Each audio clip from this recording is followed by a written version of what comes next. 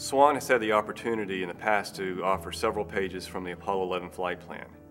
This particular cell, we have a lot that has the first data recorded by Commander Neil Armstrong in the flight plan itself. This particular page is 3-5 and 3-6 from the flight plan. It covers hours 4 through hour 6 of the mission. This period has some key flight events that occurred. On page 3-6 of the flight plan, one of the crew activities was to realign their guidance platform. Michael Collins would use the navigational equipment, the optical equipment, and take star sightings.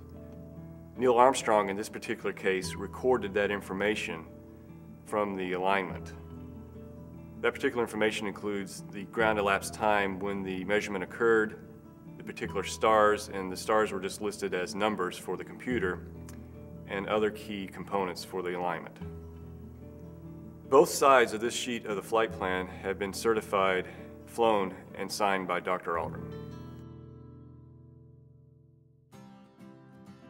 Now, flights starting from the Gemini program, in particular Gemini 5, started with the actual individual crew emblem.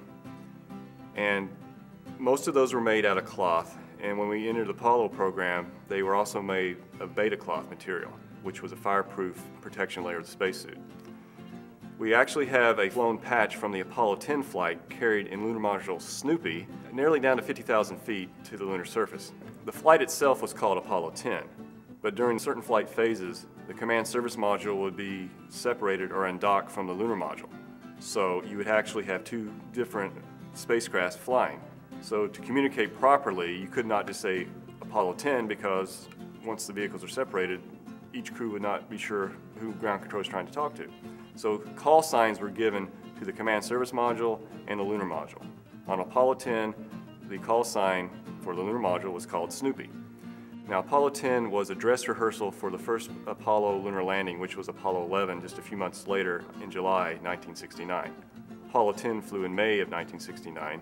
This particular patch has a certification letter from the commander of Apollo 10, Thomas Stafford. The patch is displayed between two texts of paragraph describing the mission. On a lighter note, we actually have a mint-in-box Snoopy astronaut doll. This was made by Determined Productions in 1969 and features Snoopy in a spacesuit. General Stafford actually signed the backside of the helmet. Commander Stafford wrote Snoopy in quotes, limb for call sign. Tom Stafford, Apollo 10 CDR, May 1969, which was the date of the mission. Now that's significant because Snoopy from the Peanuts comic strip was the mascot of the Manned Flight Awareness Program, and key individuals would be rewarded a Silver Snoopy Award, as they called it, which was an actual pin carried on a flight. It's a lapel pin that features Snoopy in a spacesuit. These are highly prized personal items, and for one to come to public auction is quite a rarity. This sale also has some key items from the Fred Haise collection. In particular, we have one sheet from the Lunar Module Contingency Checklist. This was a vital document used during the emergency situation on Apollo 13. Most individuals have seen the movie on Apollo 13 released in the mid-1990s. It did a fairly good job portraying what actually occurred during the flight. What occurred was an oxygen tank explosion in the service module approximately 200,000 miles from Earth. When the explosion occurred, if the crew did nothing, they would have swung around the moon and missed the Earth completely. They had to do an engine burn to get back onto the free return trajectory. The significance for this particular sheet, it lists MCC, or a mid-course correction burn, and Commander Jim Lovell wrote MCC 105 plus 00, which is approximately 105 hours into the mission when the crew did a critical mid-course correction. Another interesting item from the Apollo 13 mission is a flown crew cloth patch. It has certification with a letter signed by the entire Apollo 13 crew, James Lovell, Fred Haise, and Jack Swigert. Flown items, and in particular lunar mission items, have a level of hierarchy of importance. There are items that went to the moon that stayed in lunar orbit. There are also items that went inside the lunar module and were carried down to the lunar surface. And of course, the ultimate piece would be an item carried out on the lunar surface during an actual astronaut surface excursion. A significant lot that actually went down to the lunar surface is a two-piece lunar chart that was carried on the Apollo 16 mission. These are two charts which were part of a larger sectional piece that had the lunar trajectory or flight path of the lunar module from orbit down to the lunar landing site on Apollo 16, and then part of the ascent trajectory back when the crew left. This particular chart series has the first chart segment of that 24-section series and actually has the last chart section, number 24. These two were adjoined together with Scotch tape. Now, if you're down on the lunar surface and you do a few surface explorations, you usually get fairly dirty. Lunar dust is easily moved around, kicked around with the lunar boots, and on this particular mission, they actually had a lunar rover. The lunar dust was kicked up quite easily by the lunar rover wheels, and a lot of that lunar material was embedded into the crew's spacesuits. Once the crew returned from the surface excursion back inside the lunar module, a lot of that lunar dust would contaminate, literally contaminate, a lot of the other flight equipment. This particular chart section, due to the tape on the reverse side, actually retains lunar surface dust along the sticky segments of the lunar tape. We have a significant document from the tragic flight of STS-107.